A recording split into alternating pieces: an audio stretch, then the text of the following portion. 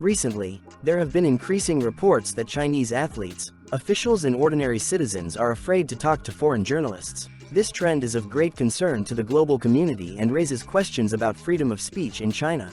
A recent incident at the Paris Olympics illustrated this problem. A Radio Free Asia reporter attempted to interview Chinese female athletes but was rebuffed. One of the girls bluntly stated that the team only allows interviews with CCTV, China's state television. Other female athletes either apologized and walked away or said they needed prior permission from the team. This is not an isolated incident. Even deputies to the National People's Congress, NPC, avoid talking to foreign journalists. During a session of the National People's Congress in March this year, a BBC reporter tried to get Chinese politicians' opinions on the upcoming US election. However, most deputies either ignored the questions or gave evasive answers, citing that it is America's internal affair.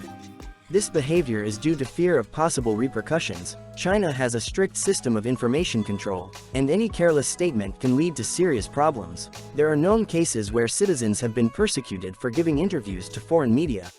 For example, in May 2023, Quan Shixin, a Beijing resident, was detained for giving an interview to Voice of America. Her case is still in court and she is on hunger strike demanding her rights. Another activist, Hu Jia, was detained by police for several hours after agreeing to be interviewed by Radio Free Asia about the COVID-19 situation. The case of Professor Sun Wenguang is particularly telling. In 2018, during a phone interview with VOA, police burst into his home and took him away. The professor disappeared for several years and, as was later learned, died in custody in 2021.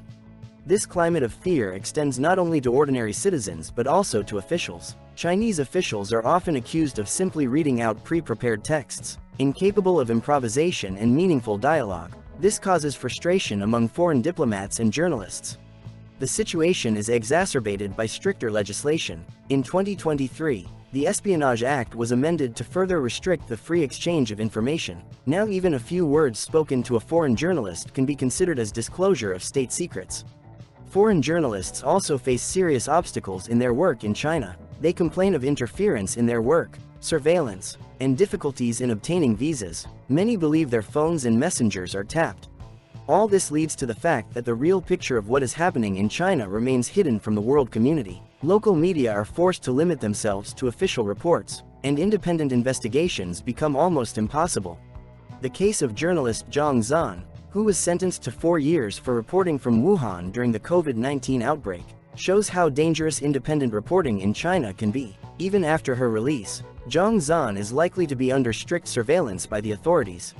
The situation is of great concern to human rights organizations and the international community. Many experts believe that China is conducting a global campaign to suppress journalism and the right to information.